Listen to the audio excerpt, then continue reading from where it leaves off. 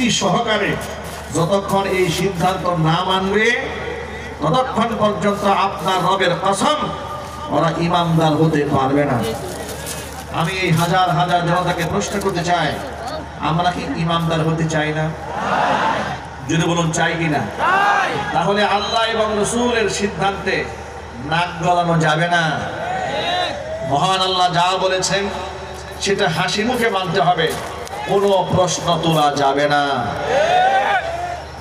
আল্লাহর কি ক্ষমতা আছে আল্লাহর ব্যাপারে প্রশ্ন তোলার?